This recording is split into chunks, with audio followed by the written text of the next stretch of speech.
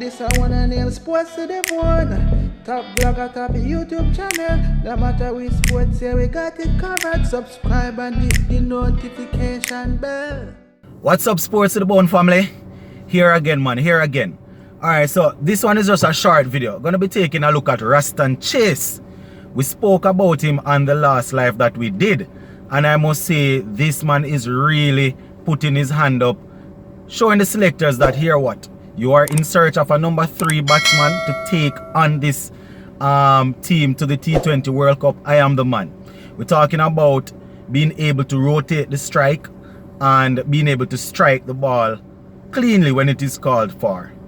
Leading up to this year's staging of the CPL, if somebody had looked at me and said, boy, sports to the bone, Roston Chase will be striking the ball at over at a strike rate of over 180, 190, I would say, no man, that's not possible.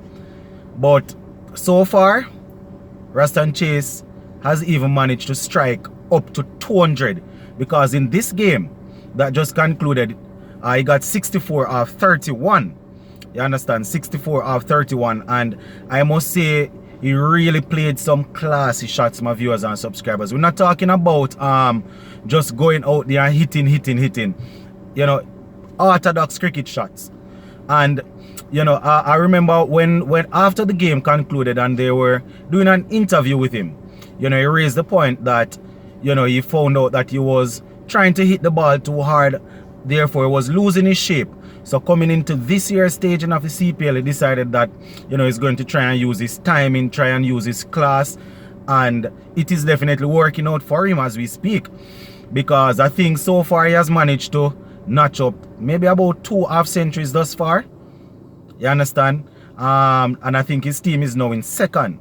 But you know, it's really, we need to take a look at it. I don't know if coming into the CPL, the West Indies selectors and coach Phil Simmons and the captain Pollard would have thought that Roston Chase, you know, would be somebody that they would have to consider. You understand? Because based on what I am hearing, they would have decided majority of the players that they are going to be taking with them to the T20 World Cup.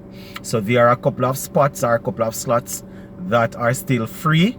You understand? And Chase is letting them know that, here what, I need a seat on that plane. You understand? And we would have covered a couple of other players that are doing good. People like Rutherford, Brooks, Kenner, Lewis, but my viewers and subscribers, we cannot stop talking about what Roston Chase is doing. You understand? He was clean as a whistle in this game today. You know, he got the 64. Fat Duplessis got 120 of 60 deliveries, I think it was, to push the St. Lucia team up to 225, I think they got, right? And the St. Kitts and Nevis Patriots, they weren't able to get it. But even though Fat Duplessis was striking the ball that cleanly, I was very impressed with Roston Chase coming in, because we know Roston Chase to be a batsman that comes out, you know, do him little thing, play around and thing like that, but he's doing his thing. I mean, last year, you know, don't get me wrong, last year he actually did pretty well in the CPL, you know. But I must admit, not a lot of things surprise me when it comes on to cricket, but Roston Chase definitely has managed to surprise me with the, you know, with how he's striking the ball. You understand? I was always aware that he is able to rotate the strike, get the single, get the twos, get the threes here and there, but those power hitting, and I shouldn't even say power hitting, because it's not like he's muscling the ball over the boundary. He's timing the ball pretty well, and one could say that it's probably a purple patch. But you know, even so, if it's a purple patch, that purple patch might just get him a seat on that plane. And I mean, it's only fair for us to point out what Roston Chase is doing. When other players are actually out there and performing, we like to go ahead and brag and, you know, make a lot of noise about them.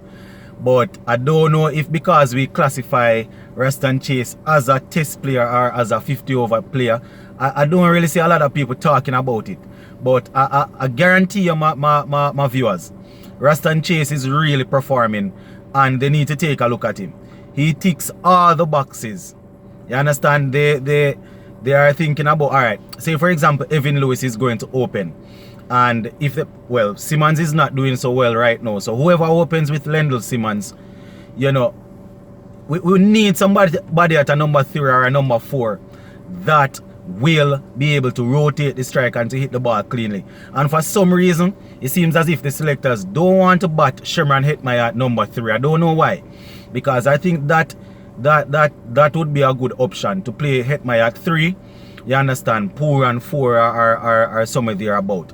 So if for whatever reason they want to bat Hetmeyer at 4 and Poor at 5, then Roston Chase is probably the man.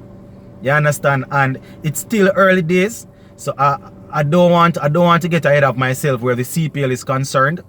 You understand? But you have to call a spade, or you have to give a man what is due unto them. The popular phrase say, give unto Caesar what is due unto Caesar.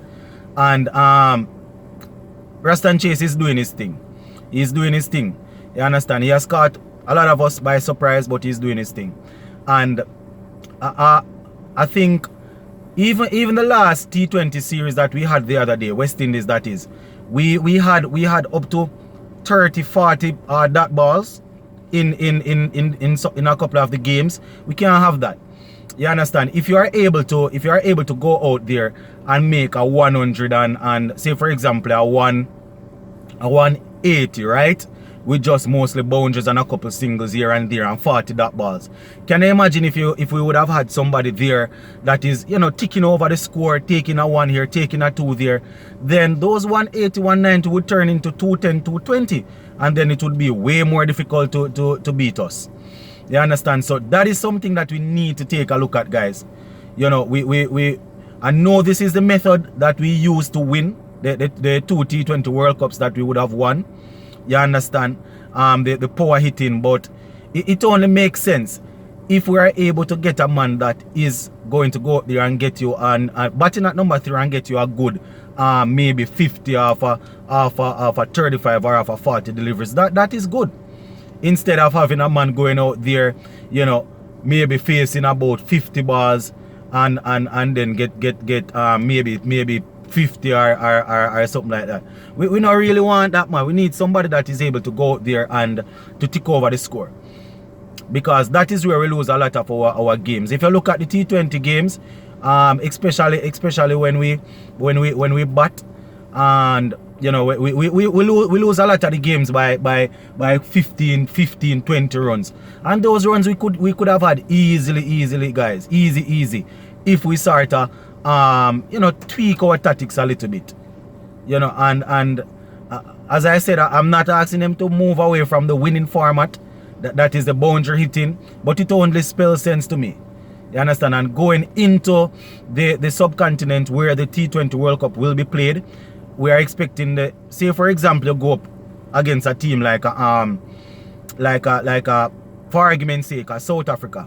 Right, you are able to play off Ngidi and Rabad and Naki and those guys. You are able to play off those guys quickly. Right?